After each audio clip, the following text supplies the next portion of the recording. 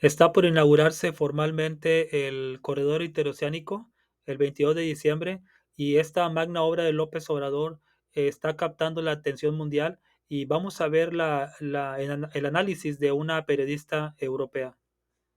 Cuellos de botella, que nos sorprendieron a todos tras la pandemia, comienzan a ser cada vez más frecuentes a la mínima que hay una mayor demanda global.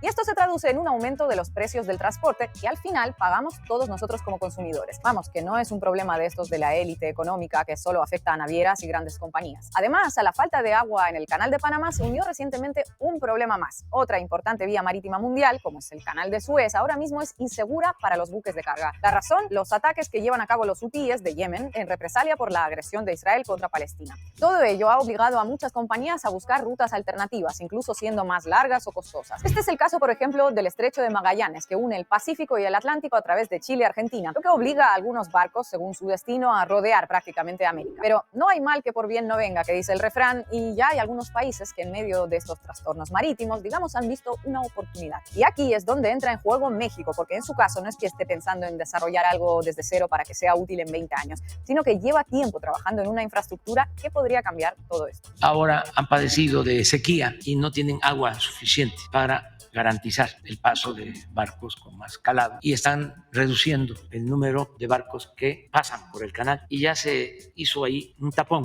Esto tiene que ver con el comercio mundial y cualquiera sabe que la opción ante una situación así es el istmo de Tehuantepec. Hablamos del corredor interoceánico del Istmo de Tehuantepec, una de las obras más emblemáticas de la Cuarta Transformación de López Obrador y quizá la menos conocida desde fuera de México. ¿Por qué es importante este proyecto? ¿Cómo ayudaría al comercio marítimo? ¿Podrá sustituir al Canal de Panamá? Esta zona de un corredor interoceánico a través del Istmo de Tehuantepec no es para nada nueva. Ya en los tiempos de la conquista, Hernán Cortés imaginó esta vía terrestre para conectar los océanos Pacífico y Atlántico. La idea se concretó con el general Porfirio Díaz, que a principios del siglo pasado inauguró el ferrocarril. En aquella época se calcula que unos 60 trenes diarios hacían la ruta de costa a costa. Sin embargo, unos años más tarde, la apertura precisamente del Canal de Panamá hizo que el proyecto quedara en el olvido. Y así permaneció durante más de 100 años hasta que López Obrador asumió la presidencia. En unos días, el mandatario mexicano inaugurará la principal línea férrea del corredor interoceánico que une los puertos de Salina Cruz, en Oaxaca, y Coatzacoalcos, en Veracruz. Para ello, se han rehabilitado y reformado las antiguas vías de ferrocarril. Aunque este servicio permitirá el transporte de pasajeros entre esos dos estados, lo que realmente ha despertado el interés por esta infraestructura es su capacidad para mover mercancías. Las operaciones de carga ya comenzaron hace unos meses, pero será a lo largo de 2024 cuando, según el gobierno, todo se vaya consolidando. El funcionamiento es muy sencillo. Los buques de carga atracarán en el puerto de Salina Cruz o en el de Coatzacoalcos. Allí descargarán sus mercancías para transportarlas en tren hasta el otro lado, donde continuarán su viaje en barco. En total, 308 kilómetros de vía férrea que se harán en unas 6 horas. Eso sí, habría que sumar los tiempos de carga y descarga en ambos puertos. Por ponerlo en contexto, un buque tarda de media entre 8 y 10 horas en recorrer los poco más de 80 kilómetros del Canal de Panamá. Además, esa ruta de ferrocarril contará con una decena de polos industriales para que las compañías, tanto nacionales como extranjeras, se instalen en la zona. Entre los sectores que el gobierno mexicano va a licitar para usar esos parques están el de la eléctrica, electrónica, semiconductores, automotriz, metales o petroquímica. La idea es que puedan transformar las materias primas en productos finales para la distribución. La vía entre Oaxaca y Veracruz no es la única que tendrá el corredor interoceánico. 2 líneas férreas adicionales para el transporte de mercancías conectarán esa ruta principal con importantes infraestructuras como los puertos de Chiapas y Dos Bocas o el Tren Maya, otra de las obras insignia de López Obrador. En total hablamos de 1,200 kilómetros de vías a través de diferentes rutas en 4 estados mexicanos del sur y sureste, que son además de los más pobres del país. Suena muy bien, todo hay que decirlo, pero habrá que ver en qué se materializa finalmente el proyecto, sobre todo en las poblaciones cercanas, porque al final serán las beneficiadas o perjudicadas por este macroproyecto. Mientras muchos aplauden la llegada del corredor interoceánico por los puestos de trabajo y el desarrollo económico que puede generar,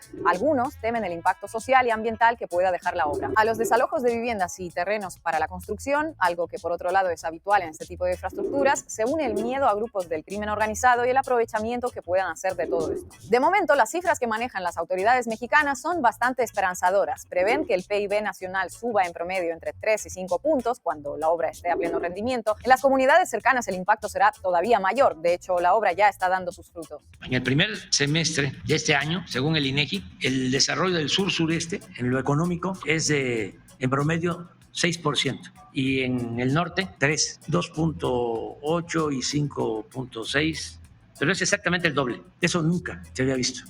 El gobierno mexicano estima que el corredor interoceánico moverá anualmente 1,4 millones de contenedores dentro de una década. Y de nuevo, para poner esta cifra en contexto, el año pasado, por el Canal de Panamá, ya afectado por la sequía, cruzaron 8,5 millones de contenedores. La cifra es mucho mayor, indudablemente, pero si los números de México se cumplen, no estaríamos hablando de una cosita menor, porque es un proyecto nuevo, de reciente creación, que podrá ir creciendo con los años. Al menos así sucedió con el propio Canal de Panamá. Y este es un poco el resumen de una de las obras estrella del sexenio de López Obrador, que ha pasado prácticamente desapercibida hasta que la falta de agua en la vía panameña ha obligado a la búsqueda de alternativas. Hace unos meses, el promedio de espera que tenía por delante un buque para cruzar el Canal de Panamá superó la semana. Algunos barcos llegaron a pagar cifras millonarias en subastas para evitar la espera. Y ya saben lo que eso significa: mercancías más caras a pagar en destino. La situación llevó al gobierno panameño a imponer restricciones inéditas al tráfico marítimo, limitando el uso del canal a 31 barcos al día. Quiero dejar claramente sentado que el Canal de Panamá jamás ha suspendido operaciones en esta crisis.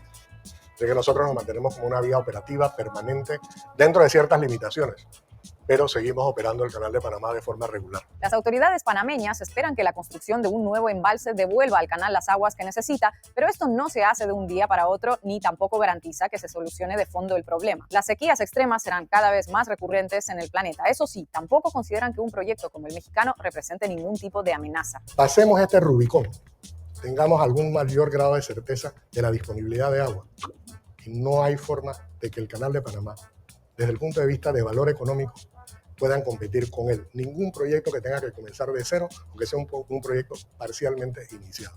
Es extraordinariamente complicado. Hay que tener en cuenta que por el Canal de Panamá pasa alrededor del 6% del comercio mundial y el 40% de los contenedores de Estados Unidos, lo que se traduce en más de 14,000 barcos haciendo esa ruta al año para trasladar mercancías a unos 170 países, es decir, prácticamente a todo el mundo. Con todo esto, la pregunta que surge ahora mismo es inevitable. ¿Sustituirá el corredor interoceánico al histórico Canal de Panamá? De momento, al menos en el corto y medio plazo, no. Todo apunta a que son dos infraestructuras que se complementarán y que además se necesitan mutuamente. Imagínense, un barco llega al Canal de Panamá y se encuentra con que tiene 10 días de espera por delante para transitar la vía. Tiene que decidir pagar una millonaria suma para saltarse la cola, escoger una ruta más larga o moverse un poquito al norte y tomar el corredor interoceánico. Es decir, la clave de todo esto es que los barcos no se desviarán de la ruta y la zona seguirá siendo una importante vía para moverse entre el Pacífico y el Atlántico, por lo que todos salen ganando. En resumen, el corredor interoceánico será una vía más a tener en cuenta por los buques de carga, sobre todo si tenemos en cuenta que nos dirigimos a un mundo donde escaseará cada vez más el agua y que otras vías tradicionales pueden verse comprometidas por conflictos bélicos. De fondo, un transporte marítimo mundial que no deja de crecer desde la pandemia, alentado por el consumismo. Así es. Básicamente, como dice, está captando la atención de los extranjeros, de todos, nacionales y extranjeros. No le estaban poniendo mucha atención porque todos estaban con el AIFA, con el Tren Maya, pero ya está entregando las obras el presidente y ahora los ojos están puestos sobre el interoceánico. Y es una visión, como dijo Obrador, ya no vamos a estar aquí cuando se empiezan a ver los verdaderos beneficios. Lo mismo pasó con el Canal de Panamá, que causó la muerte de miles y miles de hombres por las enfermedades, porque tuvieron que abrir selva para conectar el Océano Pacífico con el Atlántico. Aquí no hubo muertos, pero es una obra de cero. Y como dice el administrador del Canal de Panamá, no representa una amenaza el interoceánico, pero sí, ya levantó la mano México, que ya de por sí es una potencia económica. Ahora imagínate con esto, va a traer beneficios inconmensurables a México y me da mucho gusto por el sur de México, que pues era despreciado por los gobiernos neoliberales y me llama mucho la atención que hay muchos adoradores de Porfirio Díaz y recordemos que Porfirio Díaz tuvo la visión de López Obrador de conectar el Atlántico con el Pacífico, pero no pudo concretar ese sueño, no se llevó a cabo. Entonces, los que adoran a Porfirio Díaz adoran a su régimen dictatorial, pero no adoran a este tren interoceánico, este corredor interoceánico, porque lo hizo nada más y nada menos que el de Macuspana, un tabasqueño, un hombre odiado por la derecha. Por eso nunca lo van a reconocer y por eso me da doble gusto. Gusto por México y el segundo gusto por ver a los panistas conservadores cerrar los ojos y tragarse su propio vómito de coraje al ver estas obras que se están haciendo sin deuda, cosas que ellos tuvieron la oportunidad de hacer y no la pudieron concretar. Por eso me da doble gusto que se estén inaugurando las magnas obras de López Obrador, que muchos ya no vamos a estar aquí para alcanzar a ver los grandes beneficios que va a traer a nuestro país. Esa fue mi opinión. Dime qué opinas tú. Hasta luego.